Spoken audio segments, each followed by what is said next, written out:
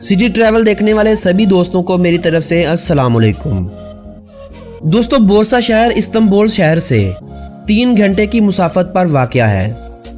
यह शहर खिलाफत उस्मानिया का अव्वलीन दारुल हुकूमत भी था, लेकिन आज यह सूबा बोर्सा का दारुल खिलाफा बना हुआ है। शहर में खिलाफत के बानी उस्मान गाजी और इनके साहबजादे और खान गाजी के मज़ारात, तुर्कों का कदीम किला, हज़रत खिज़र से मंसूब मस्जिद और चिनार का वो 600 साल पुराना दरख्त आज भी मौजूद है, जिसके नीचे खिलाफत उस्मानिया का आगाज़ हुआ था और जिस दरख्त के बारे में मशहूर था कि सुल्तान उस्मान ने इस दरख्त को अपने ख्वाब में देखा था। फिर ये वहां पहुंची और फिर दुनिया की कोई ताकत भी तुर्कों का रास्ता न रोक सकी थी। दोस्तों, वीडियो का बाकायदा आगाज़ करने से पहले नए आने वाले सभी नाजरीन से गुजारिश है कि YouTube पर मौजूद हमारे चैनल सिटी ट्रैवल को सब्सक्राइब कर लीजिए और सब्सक्राइब बटन के साथ बने घंटी के निशान पर भी क्लिक कर लीजिए, ताकि सैरो सियाहत पर बनाई गई तमाम वीडियोस आप लोगों को बआसानी मौसूल हो सकें। दोस्तों, हम हफ्ते की दोपहर बोर्सा शहर में पहुंच गए थे। बोर्सा जाने के 2 तरीके हैं, आप सड़क के जरिए वहां पहुंच जाएं या फिर आप इस्तांबुल से फेरी लें और बुहेरा मरमरा में 1.25 घंटे सफ़र करते हुए आप बोर्सा शहर पहुंच जाएंगे। हमने फेरी के जरिए बोर्सा जाने का फैसला किया। इस्तांबुल से 4 मंजिला बहरी जहाज चलते हैं। जहाज की निचली 2 मनाजिल में गाड़ियां पार्क होती हैं, तीसरी मंजिल में 1000 के करीब मुसाफिर बैठते हैं और चौथी मंजिल बिजनेस क्लास है। हम अपनी गाड़ी में फेरी तक पहुंचे, गाड़ी जहाज में पार्क की और बलाई मंजिल पर बैठ गए। सुबह के वक्त फेरी के जरिए इस्तांबुल से रुखसत होना भी एक बहुत बड़ा तजर्बा था। हमें साहिल पर इस्तांबुल की नीली मस्जिदों के मीनार, कतार अंदर कतार इमारतें, यूरोप और एशिया को मिलाने वाले दोनों पुल और बासफोरस और गोल्डन हार्न में खड़ी कश्तियां और छोटे जहाज दिखाई दे रहे थे। हमारी फेरी रवाना हुई तो इस्तांबुल आहिस्ता आहिस्ता बुहेरा मरमरा की लहरों में घुलता चला गया और आधे घंटे के बाद वहां समुंदर की तड़पती मचलती लहरें ही थी। दूर दूर तक फैला बिखरा आसमान था, छोटे छोटे जजीरे थे, समुद्री परिंदे थे और बस फेरी ने हमें 1.25 घंटे में बोर्सा शहर पहुंचा दिया। बोर्सा शहर तुर्की का चौथा बड़ा शहर है। आबादी 20 लाख अफराद से ज्यादा है। शहर हमारे फैसलाबाद की तरह टेक्सटाइल से वाबस्ता है। शहर के 3 हिस्से हैं। एक हिस्सा पहाड़ियों पर मुश्तमिल है। हुकूमत ने बोर्सा की पहाड़ियों को जदीद तरीन केबल कार से मुंसलिक कर रखा है। आप केबल कार के मेन स्टेशन पर पहुंचते हैं और केबल कार आपको घने जंगलात से गुजार कर पहाड़ की इंतहाई चोटियों तक ले जाती है। हम भी केबल कार के जरिए बोर्सा के पहाड़ी सिलसिले तक पहुंच गए। पहाड़ों पर बर्फबारी जारी थी। आखिरी पॉइंट पर स्कीइंग का मैदान भी था और स्नो बाइक्स का ट्रैक भी। रास्ते में घने जंगल भी थे और बर्फीली नदियां और मुंजमद झीलें भी। हम आखिरी मुकाम पर पहुंचे तो वहां हर चीज मुंजमद नजर आई। स्कीइंग के मैदान में स्कीइंग हो रही थी और स्नो बाइक्स के ट्रैक पर बाइक्स चल रही थी। हम इस्लामी मुल्क में विंटर गेम्स देखकर हैरान हो गए। लोग वहां स्कीइंग भी कर रहे हैं और खवातीन और मर्द स्नो बाइक्स पर बैठकर बर्फ में मोटरसाइकिल भी चला रहे हैं।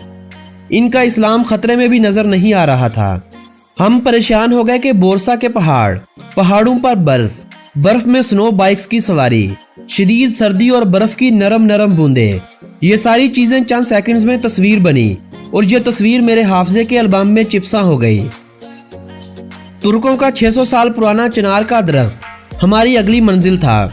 यह चिनार शहर के दूसरे हिस्से में पहाड़ी पर था। दरख्त तवील ऑक्टोपस की तरह चारों तरफ फैला हुआ था। यह दरख्त दुनिया के जिंदा मज़ारात में शुमार होता है। दरख्त का कुतर 3 मीटर, ऊंचाई 35 मीटर और फैलाव 920 मीटर है। मैंने जिंदगी में इतना फैला हुआ दरख्त पहले नहीं देखा था। आप इस दरख्त के नीचे हजारों लोगों को आबाद कर सकते हैं। खज़ां की वजह से दरख्त पर पत्ते नहीं थे और यह तनु, शाखों और टिन मटिन टहनियों का एक तवील जाल महसूस होता था। सुल्तान उस्मान ने 1300 ईस्वी में एक अजीब सा ख्वाब देखा था। इन्हीं सुल्तान उस्मान को तुर्क सल्तनत के बानी कहा जाता है। उन्होंने देखा कि इनकी नाव से एक दरख्त निकला और पूरी दुनिया में फैल गया। सुल्तान ने ताबीर पूछी तो बताया गया, यह ख्वाब आपकी तवील सल्तनत की बशारत है। सुल्तान इस ख्वाब की ताबीर सुनते ही निकल खड़ा हुआ। सुल्तान ने 1326 में बोर्सा शहर फतह किया। चिनार के इस दरख्त की घनी छांव में बैठा और दुनिया की इस अजीम सल्तनत की बुनियाद रखी।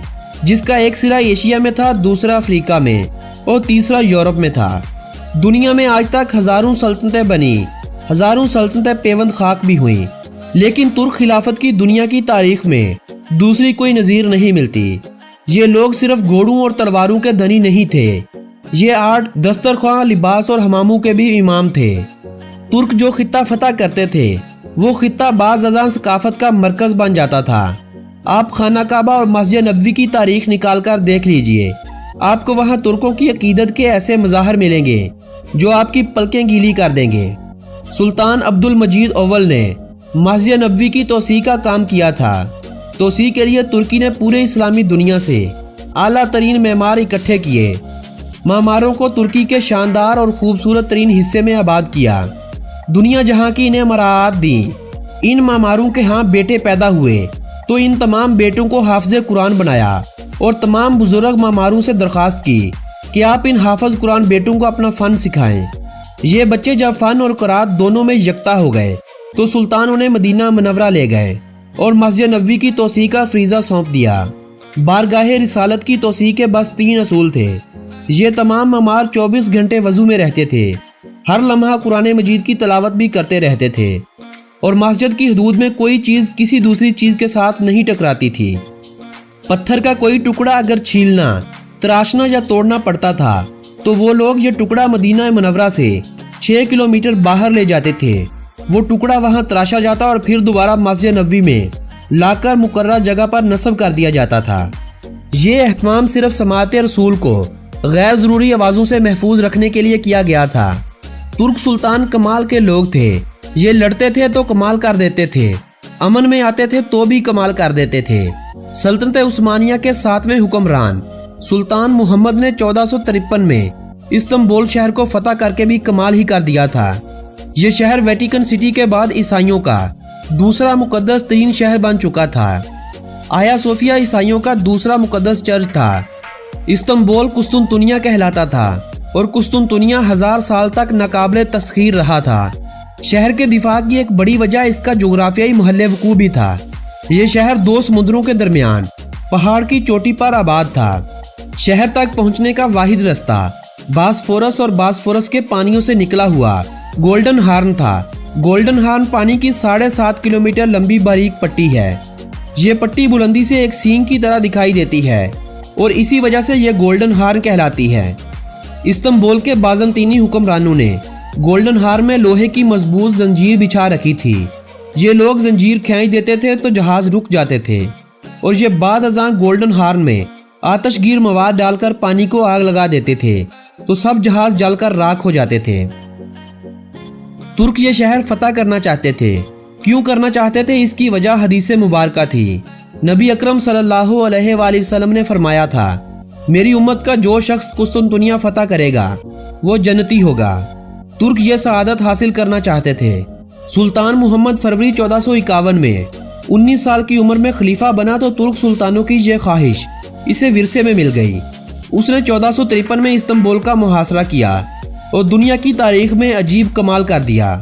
سلطان محمد نے ہزاروں درخت کٹوائے، درختوں کے تختے بنائے، تختوں پر جانوروں کی چربی چڑھائی، بحری جہاز تختوں پر رکھے، ہزاروں لوگوں نے یہ جہاز کھینچے دھکیلے اور سلطان محمد بحری جہازوں کو پہاڑ کے اوپر سے دھکیل کر سمندر تک لے آئے۔ استنبول کے لوگ اگلی صبح جاگے تو وہ گولڈن ہارن میں جہاز دیکھ کر حیران رہ گئے۔ سلطان محمد نے 29 مئی 1453 کو استنبول شہر کو فتح کر لیا اور تاریخ میں سلطان محمد فاتح بن گیا۔ استنبول میں آج بھی سلطان فاتح اور اس کی ملکہ گل بہار کا مزار موجود ہے۔ ترک سلطان زندگی میں ایک شاندار مسجد بنواتے تھے، مسجد کی دیوار کے ساتھ اپنا مزار اور اپنے خاندان کا خصوصی قبرستان بنواتے تھے اور انتقال کے بعد مزار میں دفن ہو جاتے تھے۔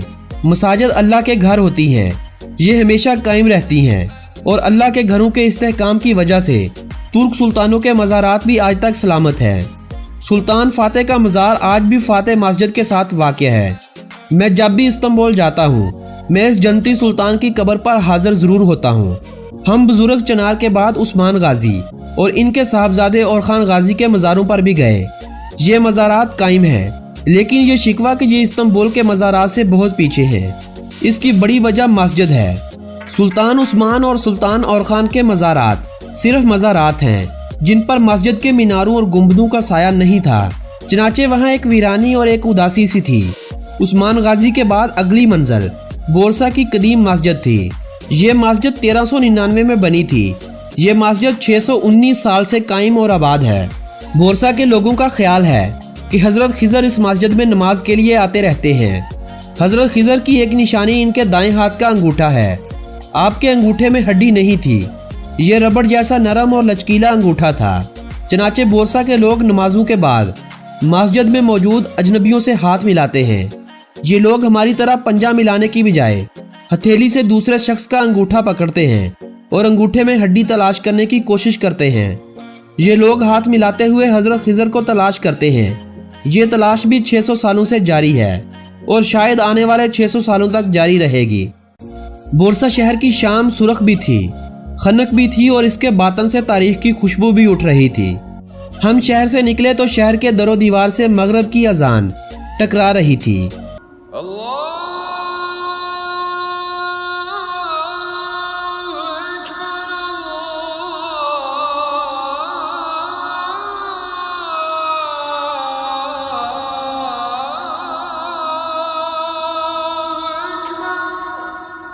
अल्लाहु अकबर, अल्लाहु अकबर। मैंने एक लंबा और ठंडा सांस लिया और अपने तड़पते दिल को समझाया कि दुनिया में सिर्फ अल्लाह का नाम और अल्लाह के नाम पर कायम अदारे सलामत रहते हैं। बाकी सुल्तान हो या सल्तनतें सब फना हो जाती हैं। दोस्तों, हमारी ये वीडियो तो अपने इख्तिताम को पहुंचती है। ऐसी ही मज़ेदार वीडियोस देखते रहने के लिए हमारी इस वीडियो को अपने अजीज़ो अहबाब के साथ व्हाट्सएप और फेसबुक वाल पर शेयर करना हरगिज़ ना भूलिएगा।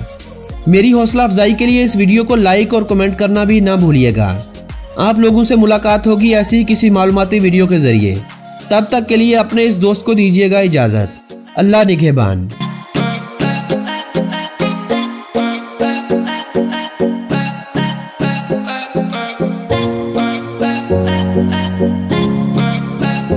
Bye.